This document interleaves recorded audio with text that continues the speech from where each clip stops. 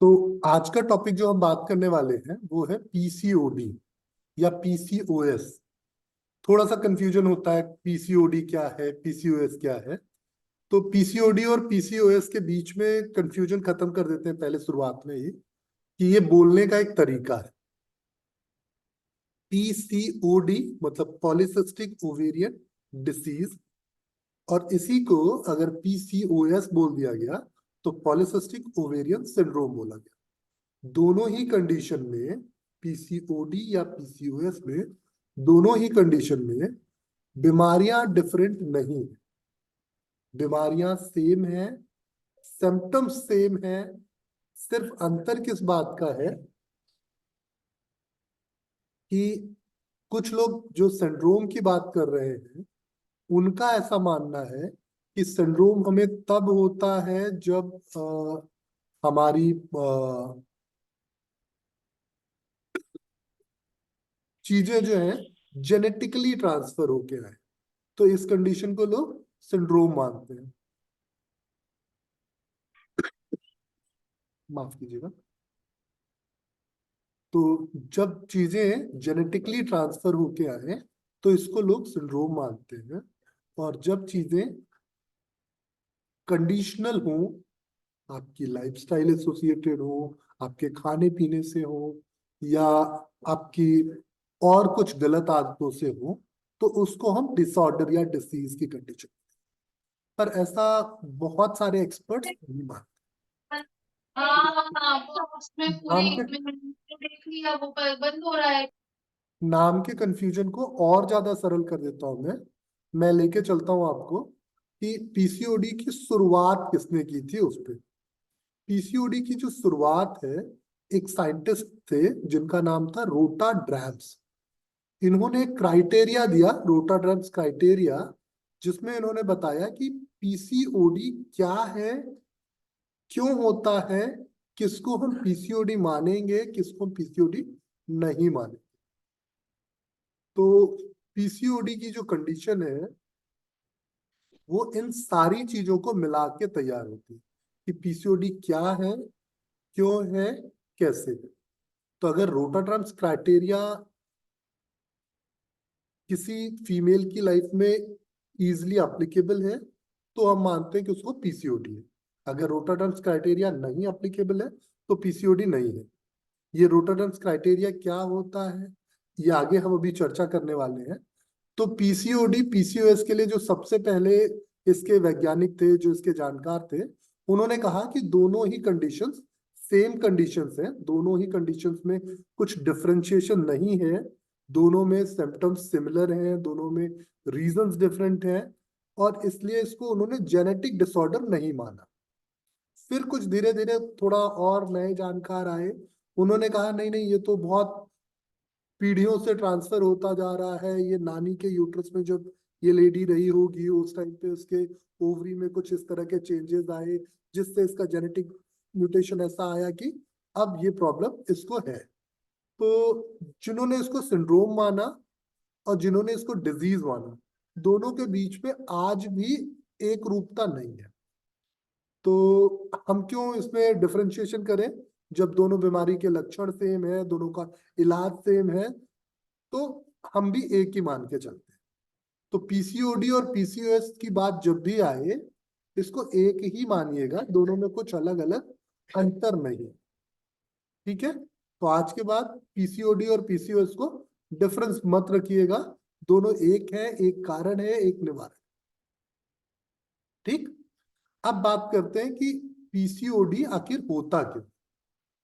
लेकिन पीसीओडी से पहले मुझे लगता है कि आपको जानना चाहिए कि क्या कंडीशन है जो नॉर्मल है। अगर किसी फीमेल को उसकी नॉर्मल कंडीशन पता हो तो शायद वो डिजीज कंडीशन बहुत आसानी से समझ पाए। अगर उसको नॉर्मल कंडीशन ही नहीं पता है तो फिर डिजीज कंडीशन समझना उसके लिए थोड़ा डिफिकल्ट हो जाएगा। ठीक है। तो हम पहले नॉर्मल कंडीशन की बात करते हैं कि नॉर्मल कंडीशन क्या है। नॉर्मल कंडीशन ऐसे समझिए कि एक फीमेल, मैं फीमेल नहीं हूं, पर एक फीमेल जब 13 to 14 ईयर्स की एज में आती है तो पहली बार उसको मेंस्ट्रुएशन स्टार्ट होते हैं। हालांकि कुछ जेनेटिक रीजन से ये मेंस्ट्रुएशन अभी थोड़ा पहले हो गया है, पहले ये थोड़ा देर से स्टार्ट होता था। तो अभी ये किन किन रीजन से क्या उसमें हम नहीं भटकते, हम ये मान लेते हैं कि जब भी किसी फीमेल को पहली बार मेंस्ट्रुअल साइकिल स्टार्ट होती है तो उसकी बॉडी में कुछ चेंजेस आते हैं। उन चेंजेस को कुछ हार्मोन्स रिस्पॉन्सिबल होते हैं लाने के लिए। तो पहले हमें क्या समझना होगा कि कौन से हार्मोन नॉर्मल हैं, कब उनका सिक्रीशन होना चाहिए। अगर वो सारे सिक्रीशन सही तरीके से हो रहे हैं तो किसी भी फीमेल को किसी भी तरह की समस्या नहीं आनी चाहिए। तो पहले बात करते हैं कौन से हॉर्मोन्स हैं जो रिस्पॉन्सिबल हैं एक फीमेल की मेंस्ट्रुअल साइकिल। ये बहुत बेसिक चीज है तो प्लीज थोड़ा ध्यान दीजिएगा इस पे, क्योंकि अगर आपको बेसिक्स ना पता हो ना तो फिर बड़ी कंफ्यूजन होती है। इसीलिए मैंने सोचा कि पहले बेसिक्स पे ले चलते हैं आप। तो बेसिक्स पे अगर हम जाएं तो बेसिक्स पे आप देख रहे होंगे यहाँ पे आपकी स्क्रीन पे कुछ पिट्यूटरी हॉर्मोन्स दिख रहे हैं, कुछ ओवेरियन इवेंट्स दिख रहे हैं आपको, कुछ ओवेरियन हॉर्मोन्स दिख रहे हैं, और फिर यूट्रस के कुछ इवेंट्स दिख रहे हैं। नीचे अगर आप ध्यान से देखेंगे तो नीचे आपको कुछ चीजें दिख रही होंगी, जैसे ये आपका मेंस्ट्रुएशन कितने दिनों का है, फॉलिकुलर फेज कितने दिनों का है, ल्यूटियल फेज कितने दिनों का है, और नेक्स्ट साइकिल की बिगिनिंग कब से है। ठीक, तो ये एक फीमेल की मेंस्ट्रुएशन की डेट्स हैं। इसको एक बार थोड़ा सा समझते हैं कि जब किसी फीमेल को पहली बार ब्लीडिंग स्टार्ट होती है उस दिन को हम डे 1 काउंट करें। तो पहले दिन से पहला, दूसरा, तीसरा, चौथा, पांचवा दिन, इनको हमने मान लिया ब्लीडिंग फेज। जैसे यहाँ आप देख रहे होगे तो ये करीब चौथे पांचवें दिन का ब्लीडिंग फेज माना गया। अब ये ब्लीडिंग फेज सिर्फ 5 दिन का हो ऐसा जरूरी नहीं। किसी फीमेल में ये 2-3 दिनों का हो सकता है, किसी फीमेल में ये थोड़ा और ज्यादा भी हो सकता है, किसी फीमेल में और कम भी हो सकता है। तो औसत 30 दिनों की ब्लीडिंग ज्यादातर फीमेल्स में दिखती है। पहले दिन कुछ फीमेल्स को हल्की ब्लीडिंग होती है, सेकेंड डे हैवी ब्लीडिंग होती है, थर्ड डे कम होती है, चौथे दिन स्पॉटिंग और। पर ये पैटर्न सभी फीमेल्स में सिमिलर नहीं होता। कुछ फीमेल्स को पहले दिन हैवी ब्लीडिंग होती है, दूसरे दिन कम होती है, तीसरे दिन स्पॉटिंग खत्म। तो ये डिपेंड करता है कि आपकी बॉडी में हॉर्मोन्स किस तेजी से बदल रहे हैं। अगर आपकी बॉडी में ऑक्सीटोसिन हार्मोन रिस्पॉन्सिबल है इंडोमेट्रियम को तोड़ने का, ये जो यूटेराइन इवेंट्स में आपको ये दिख रहा है ये इंडोमेट्रियम लेयर है, तो इसको तोड़ने के लिए रिस्पॉन्सिबल होता है कौन? Oxytocin hormone. ऑक्सीटोसिन के आपने बहुत सारे मिसयूज भी सुने होंगे कि लौकी पे लगा दिया तो लौकी बहुत बड़ी हो गई, गाय या भैंस को लगा दिया तो गाय भैंस ने बहुत सारा दूध दे दिया। कुछ लोग इसको लव हार्मोन्स और बहुत अलग अलग तरह के हार्मोन से भी पढ़ते हैं। सो बेसिकली यहाँ पे ऑक्सीटोसिन हार्मोन जो है वो यूटेराइन कॉन्ट्रैक्शन जनरेट करता है, जिसकी वजह से फीमेल्स को क्रैम्प्स आते हैं और क्रैम्प्स की वजह से पेन होता है। तो ये क्रैम्प्स आना ही सबसे बड़ी प्रॉब्लम का कारण है। अगर किसी फीमेल को ये क्रैम्प्स ना आए तो ब्लीडिंग ही नहीं होगी। किसी फीमेल को 5-5, 7-7, 10-10 दिन की ब्लीडिंग हो रही है, मतलब ये ऑक्सीटोसिन थोड़ा सा आया, क्रैम्प आया, ब्लीडिंग हुई, छोड़ दिया, थोड़ा सा आया, क्रैम्प हुआ, ब्लीडिंग हुई, छोड़ दिया। तो जितना रेगुलर ये आपका ऑक्सीटोसिन रिलीज होगा उतने जल्दी आपकी मेंस्ट्रुअल साइकिल पूरी हो जाएगी। तो अगर किसी फीमेल को ऑक्सीटोसिन रिलीज करने में दिक्कत हो रही है, ऑक्सीटोसिन नहीं आ रहा है, तो उसको ज्यादा क्रैम्प्स होंगे, लंबे समय तक ब्लीडिंग होगी। एक चीज क्लियर हो गई आपको कि ऑक्सीटोसिन हार्मोन रिस्पॉन्सिबल है लंबे समय की ब्लीडिंग के लिए। यही हार्मोन रिस्पॉन्सिबल है डिलीवरी के टाइम पे बच्चे को बाहर लाने। सिर्फ दोनों समय पे अंतर क्या होता है कि जब पीरियड्स की ब्लीडिंग आनी होती है तो उस समय पे ऑक्सीटोसिन थोड़ा कम आता है, और जब बच्चे की डिलीवरी होनी होती है तो ऑक्सीटोसिन बहुत ज्यादा आता है। कई बार तो ऐसी नौबत आती है कि बाहर से आपको इंजेक्टेबली इंसर्ट करना पड़ता है हार्मोन, जिससे बॉडी उसको रजिस्टर करके फिर कॉन्ट्रैक्शंस लेके आती है। तो खैर वो आगे की बात है। तो एक चीज तो हमने समझ ली, ब्लीडिंग क्या है, ब्लीडिंग किस हार्मोन की वजह से। अब उसके आगे चलते हैं, तो अगला फेज है फॉलिकुलर फेज। ठीक है। फॉलिकुलर फेज को कहीं कहीं पे ये प्रोलिफरेटिव फेज भी कहते हैं। प्रोलिफरेटिव का मतलब ये हुआ कि इस फेज में निर्माण हो रहा है। किसका निर्माण हो रहा है? आपके ओवरी में जो एग है वो इमेच्योर फेज पे होता है। इमेच्योर फेज का मतलब हुआ कि एक छोटा सा एग है आपकी ओवरी में, और ऐसे आपके पास मिलियंस एग्स हैं। उन मिलियंस एग्स में से एक एग मेच्योरिटी की ओर जाएगा। उस मेच्योरिटी के बाद उससे जो बाहर आएगा वो फर्टिलाइजेशन में पार्टिसिपेट करेगा। तो सिंपली ओवरी के भीतर एक इवेंट होता है, उस इवेंट को फॉलिकल्स का डेवलपमेंट बोलते हैं। ये रिस्पॉन्सिबल होता है दो हार्मोन की वजह से। ये दो हार्मोन्स कौन से हैं? पहला हार्मोन है ईस्ट्रोजन, और दूसरा हार्मोन है एफएसएच। ईस्ट्रोजन और एफएसएच अगर किसी फीमेल की बॉडी में सही तरीके से अपना जो उनके बीच का जो रेशियो है वो मेंटेन करके अगर बढ़ रहे हैं, तो जाके उसके फॉलिकल सही तरीके से डेवलप होंगे।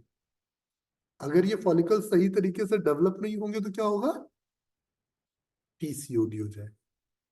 जब आप पीसीओडी बोलते हो तो बोलते हैं पॉलिसिस्टिक ओवेरियन डिसऑर्डर या डिसीज या सिंड्रोम। तो ये जो पॉलिसिस्टिक मतलब जो भीतर ओवरी के है उस पे बहुत सारे सिस्ट हो गए। सिस्ट को ऐसे समझिए कि फोड़ा हो गया, या सिस्ट को ऐसे समझिए कि अंदर सूजन हो गई।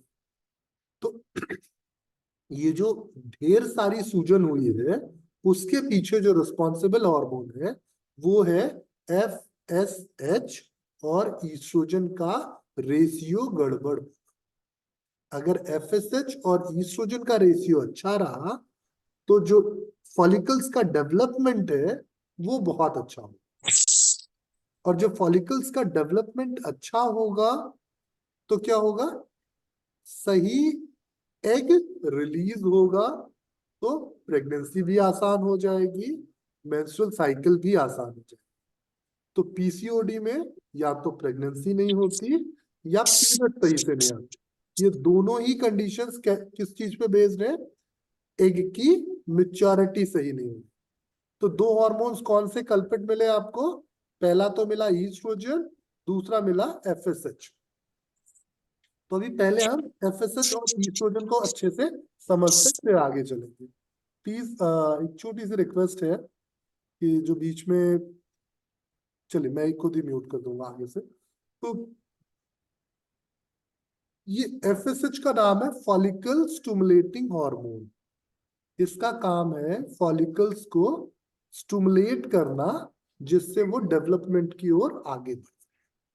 ठीक। तो अगर एफएसएच किसी फीमेल की बॉडी में कम आ रहा है तो इसका सीधा सा मतलब होता है कि उसको कम एफएसएच की जरूरत है। कम जरूरत कब होगी? किसी चीज की जरूरत कम तब होगी जब आपके पास उम्मीदवार ज्यादा हो। आपके पास खूब सारे योगा टीचर, तो क्लाइंट आपके क्या बोलते हैं? अरे वो तो बोल रहे थे 200 रुपए पर क्लास लेते हैं, आप तो ज्यादा बता रहे हैं। नहीं नहीं नहीं, आप देख लीजिए, अगर कुछ कम कर सकते हैं तो ठीक है, आ जाइए, 150 रुपए पर क्लास दे देंगे हम आपको। तो आप बोलोगे नहीं नहीं जी, 150 रुपए तो बहुत कम है, मैं नहीं आऊंगा। तो फिर वो दूसरे किसी को फोन करेंगे, बोलेंगे वो सर तो बोले थे 100 रुपए पर कल। तो पर मुझे वो सर थोड़े कम समझ में आए, तो आप 100 रुपए ले लीजिए, आप आ जाइए। ये ऐसा क्लाइंट आपका तब बोल पाएगा जब योगा टीचर्स बहुत सारे। तो ठीक इसी तरीके से एफएसएच अपनी मात्रा निर्धारित करता है एग के नंबर से। जब आपकी ओवरी में एग्स का नंबर बहुत ज्यादा हो तो एफएसएच की मात्रा बॉडी बहुत कम बनाएगी। बोलेगी देखो भाई कौन सबसे कम एफएसएच में अपने आप को डेवलप कर लेगा। सब बोलेंगे मैं। तो एफएसएच बोले चलो इतने में तुम कोई एक डेवलप। लेकिन जैसे जैसे एग की मात्रा कम होती जाएगी, मानिए कि पूरे दिल्ली एनसीआर में सिर्फ 50 योगा टीचर, तब क्लाइंट क्या बोलेगा, सर वो तो बोल रहे थे कि मैं कम में आ जाऊंगा। तो आप फिर बोलेगा अच्छा रुकिए मैं उनसे बात करता हूँ। आप तुरंत उनको फोन पे ले लोगे, बोलो तू कम पे पहुंच जाएगा। नहीं नहीं, मैं तो 5,000 बोला था, इसलिए वो बोले कि नहीं मैं 5,000 नहीं दे पाऊंगी। तो वो तुम्हारा नाम ले रहे थे कि तुम कम बोल रहे हो। तो क्या होगा, क्लाइंट बोलेगा अरे यार ये तो गड़बड़ है, सब एक दूसरे से परिचित। तो क्लाइंट की ये पॉलिसी क्या है, कम वाली खराब हो जाएगी।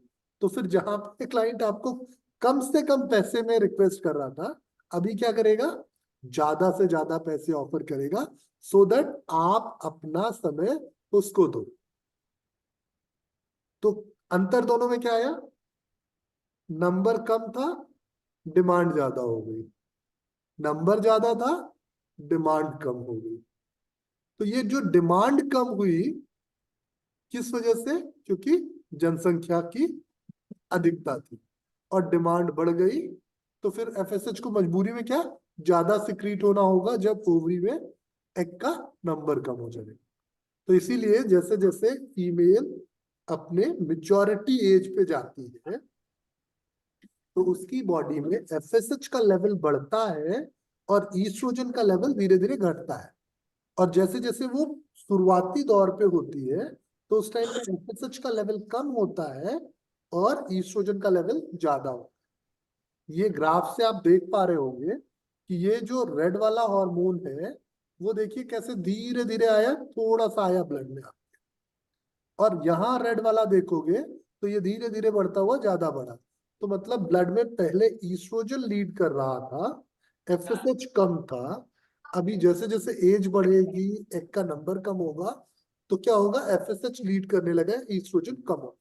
तो इससे क्या अंतर आएगा, जो ईस्ट्रोजन वाले सिम्टम्स हैं फीमेल के वो धीरे धीरे कम होने लगेंगे। तो ईस्ट्रोजन वाले सिम्टम्स क्या है, सबसे पहला सिम्टम तो ये है कि कोई फीमेल ईस्ट्रोजन की वजह से सुंदर दिखती है। तो फिर क्या होगा, जैसे जैसे ईस्ट्रोजन कम होगा मेकअप का खर्चा बढ़ता जाएगा। प्लीज बुरा मत मानिएगा, सिर्फ समझाने के लिए कह रहा हूँ, ठीक। तो जैसे जैसे ईस्ट्रोजन का लेवल कम होगा सुंदरता कम होने लगेगी। दूसरा इसका बड़ा असर है आपके शारीरिक बनावट, आपकी शरीर की हेल्थ से। अगर फीमेल की बॉडी में ईस्ट्रोजन कम होगा तो उसकी शारीरिक बनावट भी बदलने लगेगी। तो क्या होगा, धीरे धीरे फीमेल थोड़ी, उसकी त्वचा जो है कम चमकीली हो जाएगी, शरीर में जो उसके टाइटनेस थी वो लूजनेस में बदल जाएगा, ब्रेस्ट में जो फर्मनेस है वो लूजनेस में सैगिंग में बदल जाएगी। ओवरऑल हर एक चीज, इवन उसकी जो लिबिडो है वो भी डिक्रीज हो जाएगी। तो हर एक चीज फीमेल में क्या होगी, कम होने लगेगी। कब, जब नेचुरली आपकी बॉडी में ईस्ट्रोजन कम होगा। लेकिन अगर ऐसा हो कि एफएसएच भी ज्यादा हो, ईस्ट्रोजन भी ज्यादा हो जाए तो क्या होगा, तो प्रॉब्लम बढ़ जाएगी। यहीं से शुरुआत होती है पीसीओडी, जब ये हार्मोन्स बिगड़ने लगते, इसी कंडीशन को हम पीसीओडी कहते हैं। अभी और आगे चलते हैं तो और ज्यादा क्लैरिटी आएगी आपको। तो एफएसएच और ईस्ट्रोजन का रेशियो आपने समझ लिया कि इनका रेशियो अगर घटेगा बढ़ेगा तो क्यों घटेगा बढ़ेगा।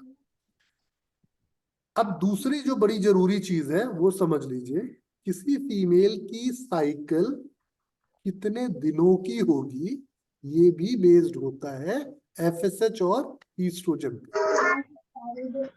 अगर किसी फीमेल की साइकिल मानिए, अगर किसी फीमेल की साइकिल, आप मानिए ऐसे कि किसी फीमेल की साइकिल जो है वो 35-40 दिनों की है, ठीक, 35-40 डेज की अगर किसी की साइकिल है तो एफएसएच और ईस्ट्रोजन अपना काम ढंग से नहीं करेंगे तो उसकी साइकिल 35-40 डेज की हो जाएगी। और अगर एफएसएच और ईस्ट्रोजन अपना काम जल्दी जल्दी निपटा ले तो क्या होगा, उसकी साइकिल छोटी हो जाएगी। तो अगर आपने सुना ना कि किसी की साइकिल 18 दिन की है, 20 दिन की है, 22 दिन की है, तो उसका सीधा सा मतलब है कि एफएसएच और ईस्ट्रोजन आवश्यकता से ज्यादा काम कर रहे हैं। मतलब काम करने से मतलब है उनके लेवल्स का, उनका ब्लड में लेवल कितना, उनका सिक्रीशन कितना हो रहा है। तो अगर किसी फीमेल को बहुत सारा एफएसएच रिलीज होगा, बहुत सारा ईस्ट्रोजन रिलीज होगा, तो उसकी मेंस्ट्रुअल साइकिल छोटी हो जाएगी। और अगर किसी फीमेल को बहुत कम एफएसएच और ईस्ट्रोजन रिलीज होगा तो उसकी साइकिल बड़ी हो जाएगी। अब इसको और इजी कर देते हैं, ईस्ट्रोजन भी इतना ज्यादा रिस्पॉन्सिबल नहीं है, क्योंकि आप देखिए ईस्ट्रोजन का ग्राफ आगे भी बढ़ता जा रहा है। तो ईस्ट्रोजन बेसिकली सपोर्टिव हार्मोन है फीमेल का, ये एफएसएच के काम भी आता है, ये प्रोजेस्टेरोन के भी काम। लेकिन जो प्राइमरी हार्मोन है वो एफएसएच। तो अगर नीड पर डे की आधा लीटर की है, ये एक हाइपोथेटिक एग्जांपल है, आधा लीटर नहीं आता, मैं सिर्फ समझाने के लिए आपको कह रहा हूं। तो अगर नीड एफएसएच की पर डे आधा लीटर की है और 100 ml का सिक्रेशन हो रहा है तो पीरियड्स बढ़ जाएंगे। मतलब नंबर ऑफ डेज जो है मेंस्ट्रुअल साइकिल के वो बढ़ जाएंगे। और अगर आधा लीटर की नीड में, 500 ml की नीड में सिक्रेशन 800 ml का हो जाए तो पीरियड्स छोटे हो जाए। तो ईस्ट्रोजन को भी थोड़ी देर के लिए छोड़ देते, क्योंकि ईस्ट्रोजन जो है ये फीमेल का बहुत अलग तरह का हार्मोन है, ये कभी कभी बढ़ जाता है, कभी कभी घट जाता है। ये बहुत कंडीशनल हार्मोन है, क्योंकि ये सिर्फ एक काम नहीं कर रहा है, ये बहुत सारे काम करता है। तो ये किस किस कंडीशन में बढ़ता है, किस किस कंडीशन में घटता है, वो हम आगे कभी देखेंगे। आज हम एफएसएच को टारगेट करते हैं, फॉलिकल स्टिमुलेटिंग हार्मोन, क्योंकि इसका बड़ा रोल है किसी भी फीमेल की मेंस्ट्रुअल साइकिल को छोटा या बड़ा। तो इतना तो हमें समझ में आ गया कि एफएसएच अगर कम आया तो साइकिल बड़ी हो गई, एफएसएच ज्यादा आ गया तो साइकिल छोटी। अब ये कम या ज्यादा क्यों होता है एफएसएच, इसको समझने के लिए हमको समझना होगा कि एफएसएच रिलीज कहाँ से होता है ना। भाई अगर किसी, मानो एक कोई एक प्रोडक्ट, ब्रिटानिया का ब्रेड समझ लीजिए, है ना। ब्रिटानिया का ब्रेड सुबह सुबह बहुत बिकता है, लेकिन तभी बिकेगा जब ब्रिटानिया वाले सुबह सुबह बना के सप्लाई दे पाए। अगर ब्रिटानिया वाले मानो उतना ब्रेड बना ही नहीं पा रहे हैं बेचारे, तो क्या होगा, उनका ब्रेड की मार्केट में शॉर्टेज हो जाएगी। आप जाओगे खरीदने, आपको मिलेगा ही नहीं। तो ठीक उसी तरीके से अगर प्रोडक्शन एफएसएच का कम हुआ तो बॉडी मांगती रहे, देगा ही नहीं।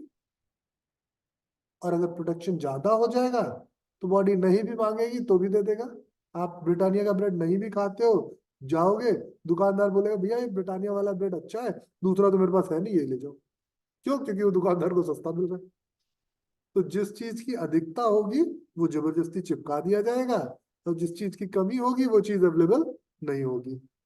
तो ये पिट्यूटरी में बनने वाले हॉर्मोन्स है। बेसिकली पिट्यूटरी जो है वो सब जानते होंगे कि मास्टर ग्लैंड है।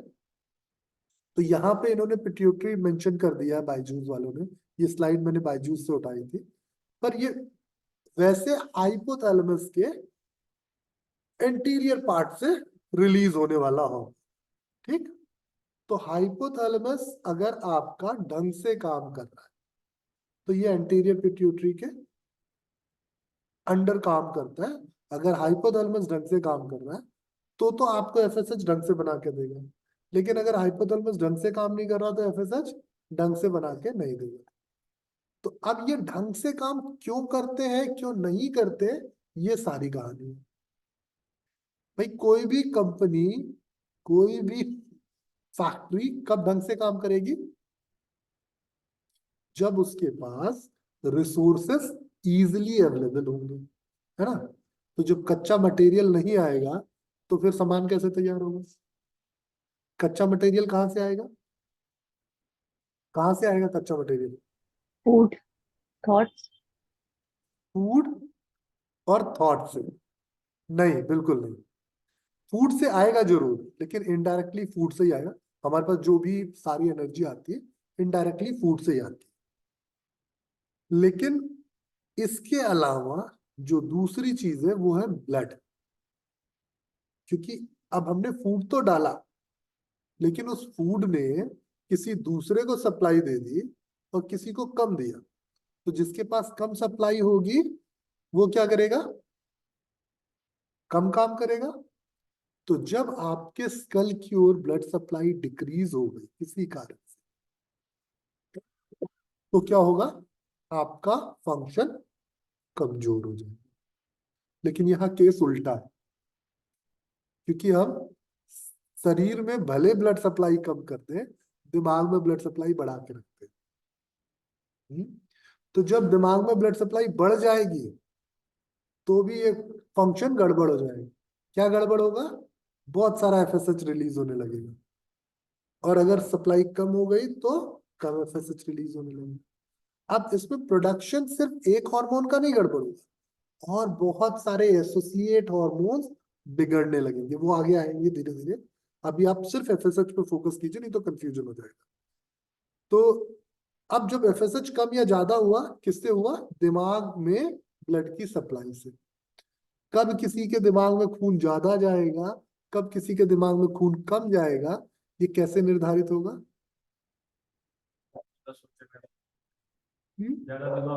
Circulatory system. सर्कुलेटरी सिस्टम नहीं नीलम जी। भाई सर क्रेनियल प्रेशर। ये नहीं। क्रेनियल प्रेशर बूढ़ा किसने? अमिता जी आपने? सर नहीं सुना आपने, नहीं सुना। अमृता आप है ना? क्योंकि जी मेरे सर। स्क्रीन पे सिर्फ थोड़े लोग ही आ रहे हैं, पर आपकी आवाज पहचान गया मैं। तो क्रेनियल प्रेशर रिस्पॉन्सिबल नहीं है इसका। क्रेनियल प्रेशर बाद में आएगा। इसका रिस्पॉन्सिबल है आपका एक्शन। आप जितना शरीर कम यूज करेंगे, जितना दिमाग ज्यादा यूज करेंगे, उतना दिमाग को ज्यादा खाना चाहिए। और दिमाग एक काम तो नहीं कर रहा ना कि सिर्फ, हाँ, अमृता जी सिर्फ एफएसएच ही रिलीज तो नहीं कर रहा। मेरे दिमाग में तो एफएसएच है भी नहीं, तो भी मेरा दिमाग काम कर रहा है। तो जब भी किसी इंसान का दिमाग बहुत ज्यादा काम करे, ठीक, चाहे वो पॉजिटिव काम करे चाहे वो निगेटिव काम करे, जब ज्यादा काम करेगा तो उसको ज्यादा भूख लगेगी। ज्यादा भूख लगेगी तो उसको ज्यादा की डिमांड होगी। अब सोचिए, ज्यादा की डिमांड हुई तो हम उस ज्यादा की डिमांड की पूर्ति कर दिए तो बुराई क्या है? काम ज्यादा कर रहा, ज्यादा दे दिया। तो प्रॉब्लम कहाँ आती है? हम्म? नहीं नहीं, और वो कम नहीं मिला। यहाँ प्रॉब्लम क्या पहले आती है? प्रोडक्शन कम है।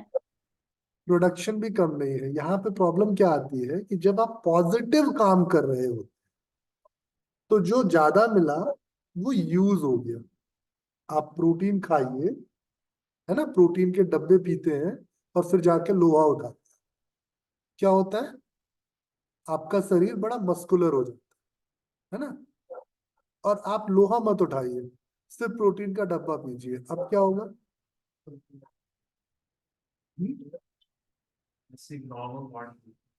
नॉर्मल बॉडी रहेगी? नॉर्मल भी नहीं बचेगी भैया। अगर आप प्रोटीन का डब्बा पी रहे हो और लोहा नहीं उठा रहे हो, तो आपके शरीर में गंदगियां बढ़ जाएंगी। यूरिक एसिड बढ़ जाएगा, क्रिएटिनिन बढ़ जाएंगी, है ना, हो सकता है किडनी स्टोन हो जाए।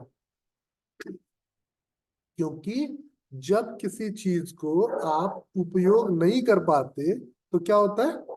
उसकी अधिकता होने लगती है। और अधिकता से क्या आता है? प्रॉब्लम आने लगती है। अब कैसे प्रॉब्लम आएगी? 200 रुपए मैं पर डे खर्च करता हूँ और मैं 2 लाख रुपए कमाने लगूं, तो क्या दिक्कत आएगी? मैं पैसे अनैतिक रूप से जमा करने लगूं, और फिर एक दिन ईडी वाले आएंगे, मुझे ही जमा कर देंगे। सही बात है ना? तो ये है हमारे दिमाग की सही कहानी। कि जब दिमाग उस ब्लड सप्लाई को मैनेज नहीं कर पाएगा, जब उस ब्लड सप्लाई का उपयोग नहीं कर पाए, तो प्रॉब्लम बढ़ाएगी। तो जो लोग कंस्ट्रक्टिव वे पे अपना दिमाग चलाते हैं वो कभी परेशान नहीं होते। वो क्या होते हैं, ज्यादा एनर्जेटिक और ज्यादा एक्टिव हो जाते हैं। नहीं तो फिर तो कोई आगे ही नहीं बढ़ पाए बुद्धि रूप से। आप देखो जितने बिजनेसमैन है वो थोड़ा सा कमाते हैं, फिर और कमाते हैं, फिर और कमाते हैं, फिर और कमाते कमाते चले जाते हैं। और जो मिडिल क्लास आदमी है, थोड़ा सा कमाता है, फिर और कमाता है, फिर और कमाता है, कमाते चला जाता है। तो सारी चीज किस पे बेस्ड है, आपके दिमाग के सही या गलत काम। अगर सही काम करेगा दिमाग तो उस ब्लड सप्लाई को यूज कर ले जाए, और गलत काम करेगा तो उसको यूज नहीं कर पाए। इसीलिए ना योग में कहा गया था यम और नियम है, भूल गए आप लोग। सत्य, अहिंसा, अस्तेय, ब्रह्मचर्य और अपरिग्रह, शौच, संतोष, तप, स्वाध्याय, ईश्वर प्रणित। तो अगर ये सारी चीजें आपके दिमाग में है तो गलत काम नहीं होंगे, और ये चीजें दिमाग में नहीं है तो सही काम नहीं होंगे। तो जब दिमाग में बढ़ी हुई ब्लड सप्लाई का सदुपयोग नहीं होगा तो प्रॉब्लम है। तो अब इस प्रॉब्लम से बचने के लिए क्या कर सकते हैं हम, दिमाग की बढ़ी हुई ब्लड सप्लाई का सदुपयोग करने के लिए? चलिए देखते हैं आप लोग कितनी क्विक रिप्लाईज करते हो। मानो मैं एक फीमेल हूं, ठीक, और मैं अपने दिमाग में खूब कूड़ा करकट चला रहा हूँ, खूब परेशान कर रहा हूँ अपने दिमाग, तो मेरी जो ब्लड सप्लाई है वो पॉजिटिव यूज नहीं होगी। तो मुझे क्या करना पड़ेगा? सर बॉडी का ज्यादा यूज करेंगे बॉडी का ज्यादा यूज करूंगा तो उससे क्या सर, होगा? तो ब्लड सप्लाई सब बॉडी की तरफ आ जाएगी, अच्छा, तो दिमाग वाली दिमाग में नहीं जाएगी? उधर से मैनेज हो जाएगी। अच्छा, उधर मैनेज हो जाएगी। और आप लोग कुछ कह रहे हैं, कोई और कुछ कहना चाह रहा है इस पे?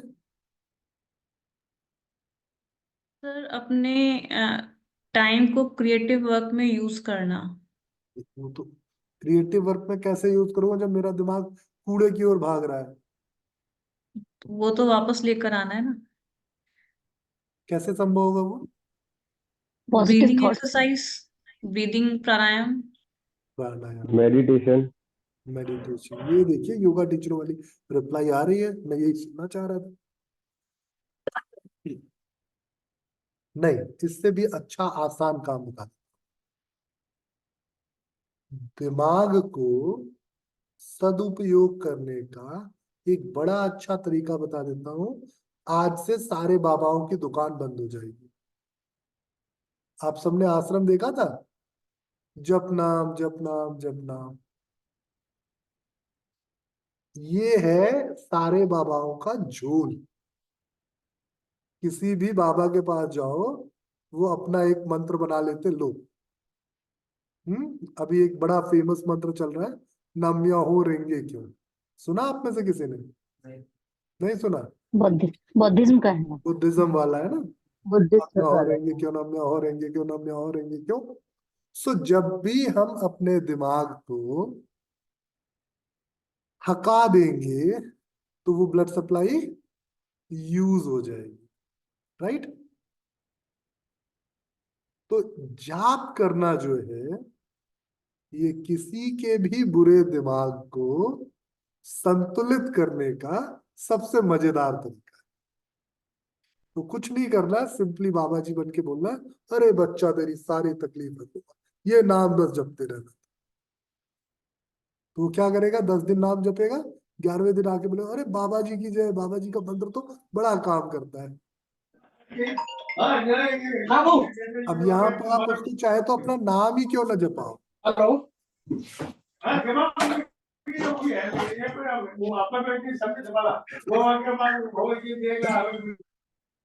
अगर यहाँ पे आप उसको अपना नाम ही जपने को बोल दो तो भी कोई प्रॉब्लम है नहीं। तो आप बोल सकते हो मेरा नाम जपते रहो, मेरा नाम नीलम वत्स है, और रोज जाओ एक बाला नीलम वत्स नीलम वत्स नीलम वत्स बोलते रहो, काम हो जाएगा। ठीक। तो ये जो नाम जपने की परंपरा है, ये बहुत पुरानी परंपरा और बहुत कारगर परंपरा है अपने दिमाग को सही तरीके से शांत करने का। ठीक, तो इसीलिए योग टीचर क्या करते हैं, आइए 5 मिनट ओमकार का अभ्यास करेंगे, करते हैं ना। तो जब ओमकार का अभ्यास करते हो आप, तो एक तो आपकी सांस गहरी हो जाती है, दूसरा दिमाग थोड़ा पॉजिटिव डायरेक्शन में चला जाता है। तो समझिए कि अगर आपने 5 घंटे अपने दिमाग का मिसयूज किया और 5 मिनट का जाप कर लिया, तो आपके दिमाग का मिसयूज बराबर हो गया। कितना मजेदार। तो ये बहुत मजेदार टेक्निक है किसी के भी बुरे दिमाग को संतुलित करने। मैं ये बिल्कुल नहीं कह रहा हूं उसका दिमाग अच्छा हो जाए, बुरा दिमाग बुरा ही रहेगा, सिर्फ उस बुराई को हम क्या करेंगे, कंपनसेट कर लेंगे, न्यूट्रलाइज। है ना। कैसे कि थोड़ा सा बुरा कर ले, थोड़ा सा अच्छा कर ले, थोड़ा सा बुरा कर ले, थोड़ा अच्छा कर ले। तो ये थोड़ा थोड़ा का कॉम्बिनेशन करके हम उसके दिमाग को शांत कर सकते हैं। पर ये शुरुआती दौर पे तो बड़ा अच्छा है, बाद में क्या होगा, जो लोग जप नाम करने में महारत हासिल कर गए थे, वो सारे लोग क्या हो गए थे,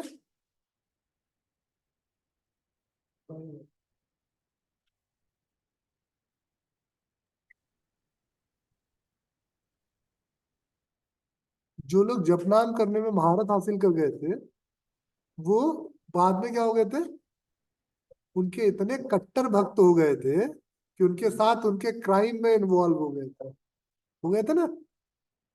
तो ये जो जपनाम वाला तरीका है, ये एक तो पहले टेम्परेरी है, पर कुछ ही समय तक प्रभावी भी है। ऐसा नहीं है कि एक शॉर्टकट बना लिया जपनाम और ये लाइफ टाइम काम करेगा। अगर ये लाइफ टाइम काम करता तो फिर वो क्रिमिनल नहीं बनते, या फिर जो उनकी सर्जरी कराई गई थी ना, उनके टेस्टिकल्स काट लिए गए थे, वो तो बिल्कुल नहीं होता। ये सच्ची घटना थी इसलिए मैंने इसका, हाँ, ये सच्ची घटना थी इसलिए मैंने इसका जिक्र किया। ये बाबा राम रहीम की सच्ची घटनाओं में से एक है। तो ये इसीलिए हुआ क्योंकि राम रहीम ने कहीं से ये बेसिक सा साइंस सीख लिया और उसका मिसयूज करके बाबा जी बन गए। तो आप भी योगा टीचरों में से अगर कोई है जो बाबा जी बनना चाहता है, तो इस विज्ञान का उपयोग कर सकता है ना। बड़ा अच्छा विज्ञान है ये। तो चलिए, एक चीज तो हमने समझ ली कि दिमाग की ब्लड सप्लाई को कैसे संयमित करना, लेकिन ये टेम्परेरी रिजल्ट देगा, परमानेंट नहीं है। परमानेंट सोल्यूशन, जैसे आप दवाई खाते हुए एडिक्ट हो जाते हैं, वैसे इसके भी एडिक्ट हो जाओगे थोड़े से। तो या तो आपको क्या करना पड़ेगा, अपने जाप की अवधि बढ़ानी होगी, ड्यूरेशन आपको एक्सटेंड करना पड़ेगा। पहले 5 मिनट कर रहे थे तो अभी 15 मिनट करने लगो, फिर 1 घंटे करने लगो। अगर आप बढ़ाते जाओगे तो वो इक्वली इफेक्टिव होता रहेगा। लेकिन अगर आप सोचो कि मैं 5 मिनट रोज कर लूं और मजा आता रहे, तो कुछ दिनों बाद ये 5 मिनट का आपका शरीर अभ्यस्त हो जाएगा। जब आपका शरीर इसके लिए यूज टू हो जाएगा, तो फिर वो सोल्यूशन मिलेगा नहीं आपको जो मिलना चाहिए। सर इसमें ऐसा भी कर सकते हैं कि थोड़े टाइम बाद मंत्र बदल दें, जो मैंने अभी प्रैक्टिकली जो मुझे समझ में आया था, लेकिन मुझे लॉजिक आपका अब समझ में आया।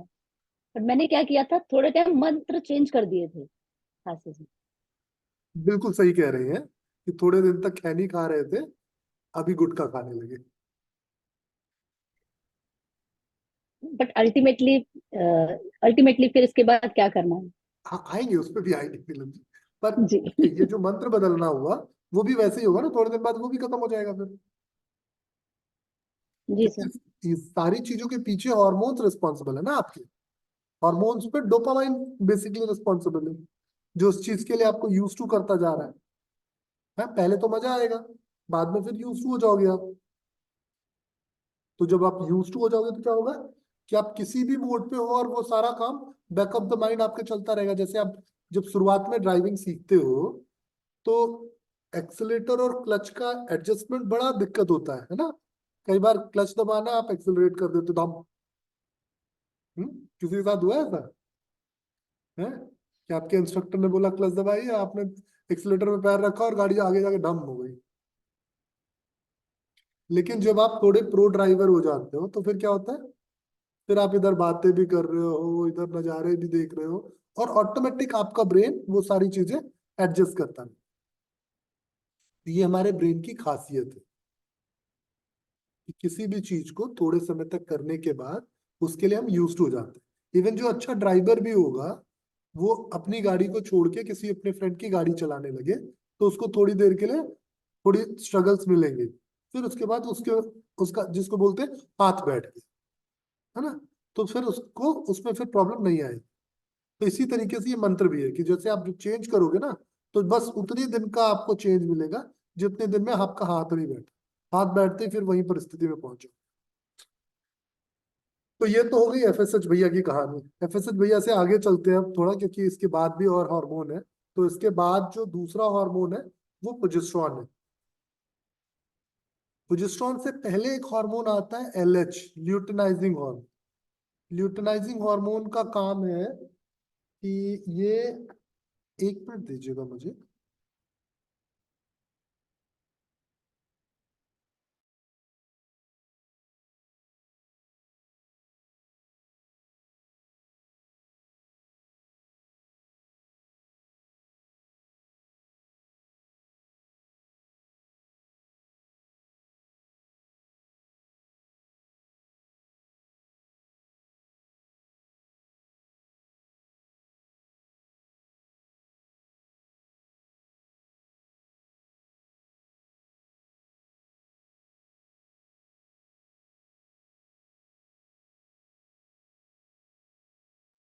हाँ, तो उससे पहले एक और हार्मोन है ल्यूटिनाइजिंग हार्मोन।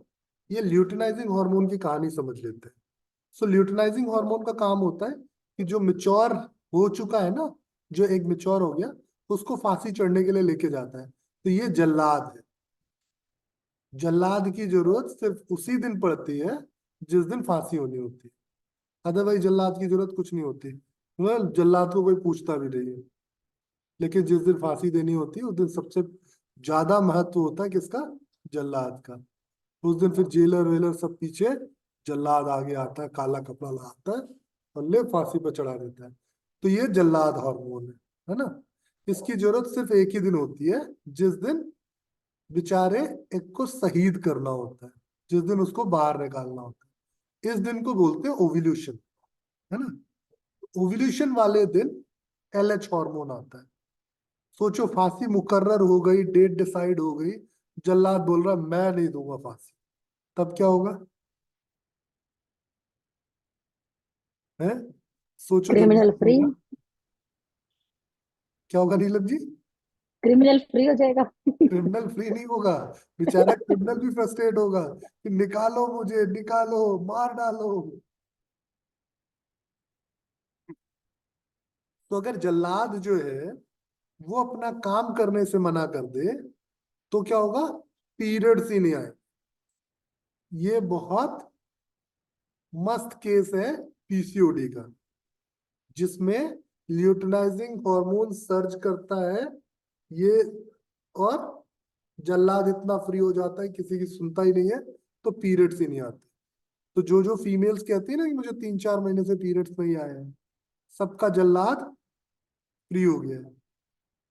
सो ल्यूटिनाइजिंग हार्मोन जब भी सर्च करेगा पीरियड्स नहीं आएंगे, ठीक। अदरवाइज इसकी जरूरत सिर्फ एक दिन होती है। महीने में एक बार जल्लाद को पूछा जाता है, अगर उसी दिन जल्लाद ना आए तो जल्लाद का मतलब खराब हो जाता है। तो अगर एक की क्वालिटी बेहतर होगी तो जल्लाद को मजबूरी में आना पड़ेगा।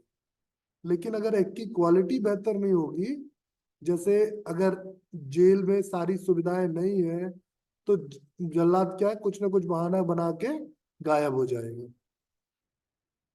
तो ये एलएच अगर गड़बड़ हुआ तो ओव्यूलेशन नहीं होंगे, मतलब ना तो प्रेगनेंसी होगी ना पीरियड्स होगी।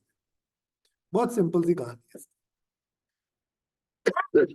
तो ये अगर एलएच नहीं आया, ल्यूटिनाइजिंग हार्मोन नहीं आया, तो मेच्योरिटी नहीं होगी, और अगर मेच्योर नहीं होगा तो ओव्यूलेशन नहीं होगा, ठीक। आगे चलते हैं दूसरे हॉर्मोन्स पे, प्रोजेस्टेरॉन और ईस्ट्रोजन की सर आगे। ये ल्यूटिनाइजिंग हार्मोन के लिए पूछना था कि यदि वो नहीं आता है तो हाँ, उसका क्या कॉज हो। आएंगे आएंगे, उस पर भी आएंगे, कॉज तो बड़े जी सारे हैं। बताया ना अभी आपको कि अगर जल्लाद नहीं आएगा इसका मतलब जेल में कुछ ना कुछ प्रॉब्लम है ना, या तो हो सकता है जेलर खराब है, वही या जानना तो था, हो सकता, कौन कौन खराब है, वो जानना था कौन खराब ज्यादातर खराब तो वैसे एफएसएच ही होता है, ज्यादातर खराब तो एफएसएच ही होता है। ओके। है, लेकिन ये ईस्ट्रोजन भी बड़ा रीजन हो सकता है एलएच के नीचे ना आने। जब ईस्ट्रोजन सर्च कर जाता है तो उस टाइम पे भी एलएच सर्च मिलता है, पर मोस्ट ऑफ केसेस पे एफएसएच ही कल्पिट होता है, क्योंकि एफएसएच रिलीज नहीं होता। आगे मैं समझाऊंगा कि एलएच सर्च क्यों रहता है। ठीक। फिर आगे की कहानी शुरू करते हैं प्रोजेस्टेरोन और ईस्ट्रोजन की। प्रोजेस्टेरोन बड़ा संत आदमी है, ये कभी खराब नहीं होता, ये खराब होता तो बड़ी आफत भी लेके आता है। कहते हैं ना कि संत जो है जब तक बेचारा शांत रहे तब तक मजेदार है, लेकिन अगर संत दुखी हो जाए या संत क्रोधित हो जाए तो उससे बड़ा डिस्ट्रॉयर कोई नहीं।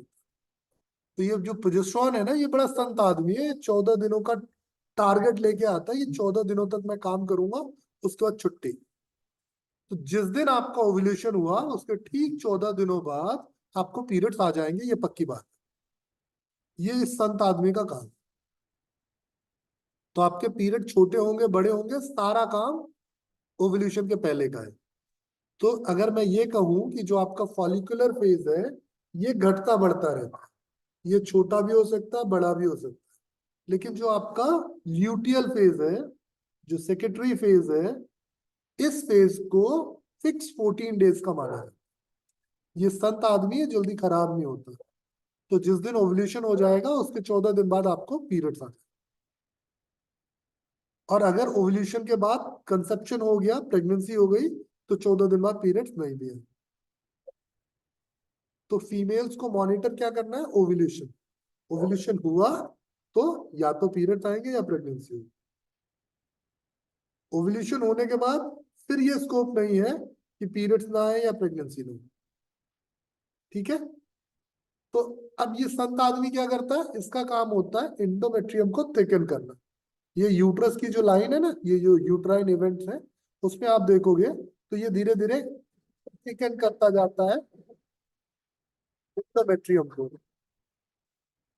तब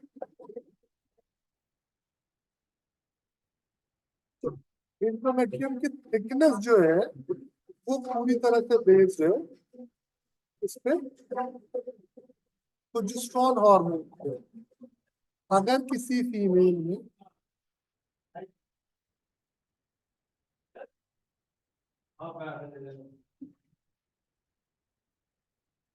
अगर किसी फीमेल में प्रोजेस्टेरोन हार्मोन ज्यादा आने लगे तो क्या होगा, इंडोमेट्रियम ज्यादा मोटी हो जाए। इस कंडीशन को हम क्या कहते हैं, इस कंडीशन को हम कहते हैं इंडोमेट्राइटिस।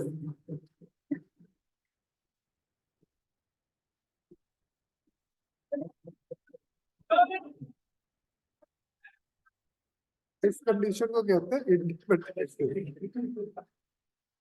माफ कीजिए, यहाँ थोड़ा डिस्टर्बेंस कर रहे हैं ये लोग, तो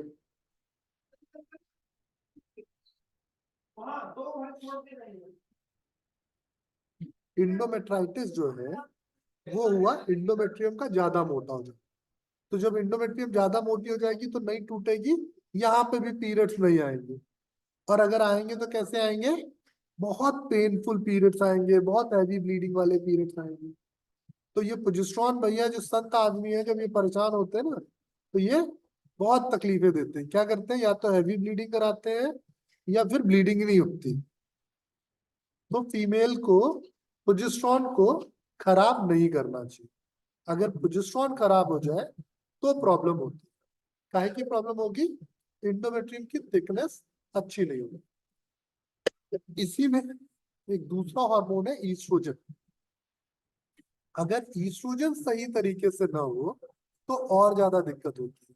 फिर क्या दिक्कत होती है, अगर ईस्ट्रोजन सही तरीके से प्रोजेस्टेरोन को कॉम्प्लीमेंट ना करे तो इंडोमेट्रियम की थिकनेस कम रह जाती है।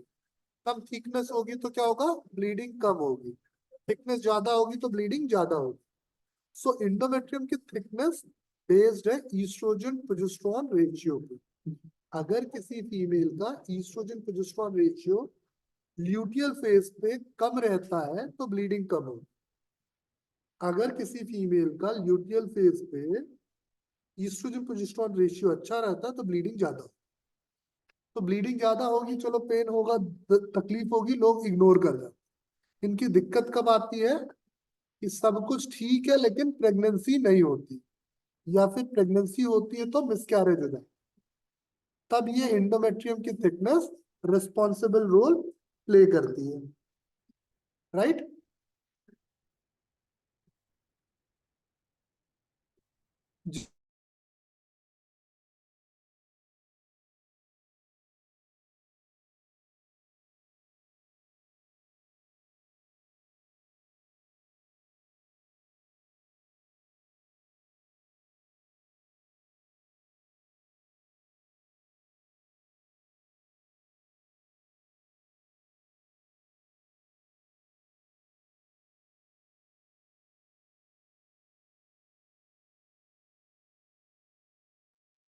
ठीक, तो ये पूरी कहानी इन 4 हॉर्मोन्स पे घूमती है। कौन से 4 हॉर्मोन्स है? FSH, LH, oestrogen, progesterone.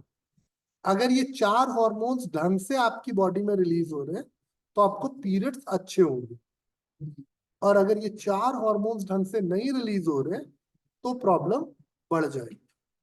Clear?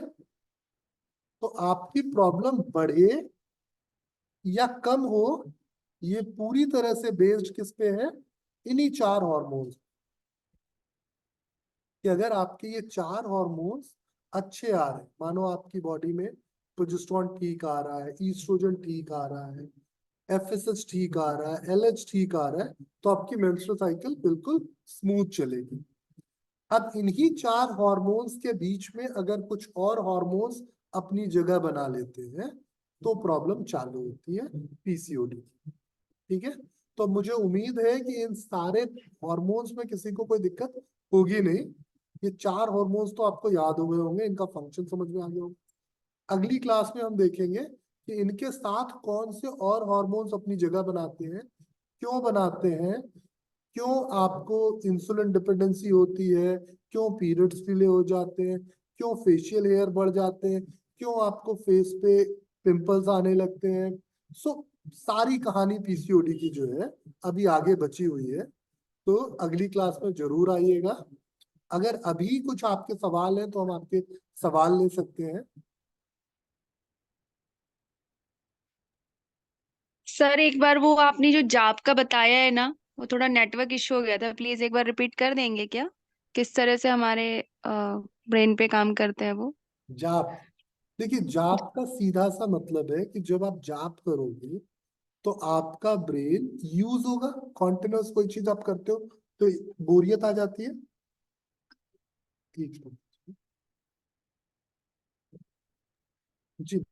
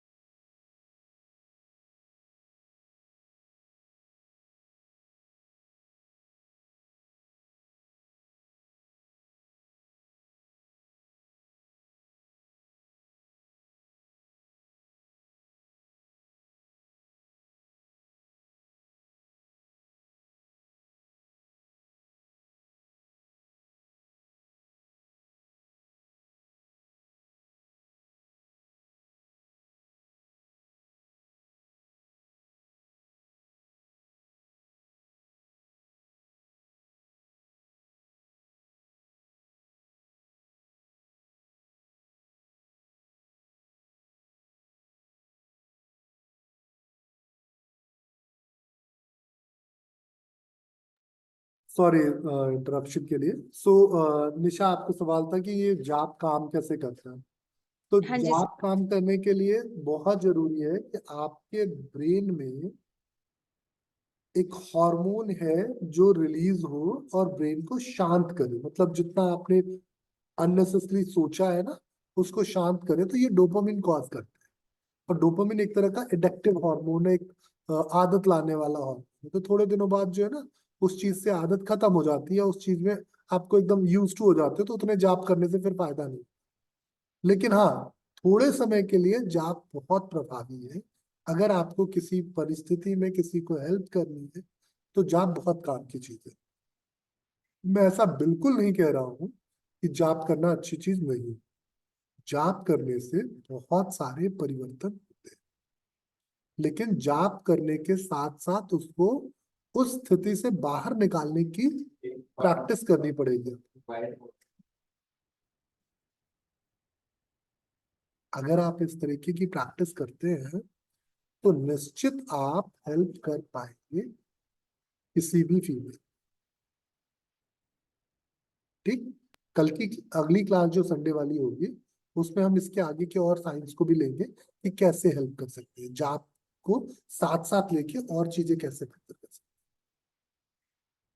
और अगर कुछ कंफ्यूजन तब भी रह जाएगा निशा, तो आप मुझे कनेक्ट कर लीजिए। मैं कहाँ आपसे बहुत दूर हूँ। जी सर। अच्छा, हम 22 तारीख को एक नया वुमेन वेलनेस का बैच स्टार्ट कर रहे हैं। ये जरूरी नहीं है कि आप ज्वाइन करें, ये आपको एक सिर्फ इंफॉर्मेशन देने की कोशिश है। मुझे कहा गया था कि आप ब्रीफ कर दीजिएगा। 22 तारीख से दोपहर 2:30 एक नया पेड बैच हमारा स्टार्ट हो रहा है। तो अगर आप दोपहर 2:30 वाले बैच में इंटरेस्टेड हैं, वुमेन वेलनेस वाला कोर्स करना चाहते हैं, तो आप एनरोल कर सकते हैं। आप जो ग्रुप में ही आपको सारे नहीं नहीं नहीं, नहीं हाँ हाँ। तो अगर आप 22 तारीख वाला बैच वुमेन वेलनेस का इंटरेस्टेड है, करना चाहते हैं, तो आप उसके लिए ग्रुप में ही रिस्पॉन्स कर सकते हैं।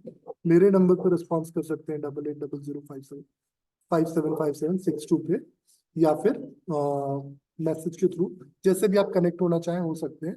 इस पूरे कोर्स में हम पूरा वुमेन वेलनेस एक्सप्लेन करते हैं, मेनार्की टू मेनोपॉज पूरी जर्नी होती है। अगर आप इंटरेस्टेड है इसके बारे में कुछ ज्यादा जानने के लिए, कोर्स जानने के लिए, या अगर आप उसका पहला ओरिएंटेशन सेशन अटेंड करना चाहते हैं, कुछ भी आपको इस कोर्स के लेके अगर कुछ इंक्वायरी है, पेमेंट की इंक्वायरी है, इस बैच में हम 5,000 रुपये का डिस्काउंट दे रहे हैं। तो 21,000 रुपये का कोर्स 5,000 रुपये के डिस्काउंट के बाद आपको मात्र 16,000 रुपये का पड़ेगा। 3 महीने का ड्यूरेशन होगा इसका, और ये काफी डिटेल्ड कोर्स होगा। मतलब अगर आप इस कोर्स को कंप्लीट करते हो तो एज ए गायनेकोलॉजिस्ट ऑब्स्टेट्रिक्स आप प्रैक्टिस कर सकते हो, और इसका काफी अच्छा फ्यूचर है अगर आप इस फील्ड में आगे आना चाहते हो।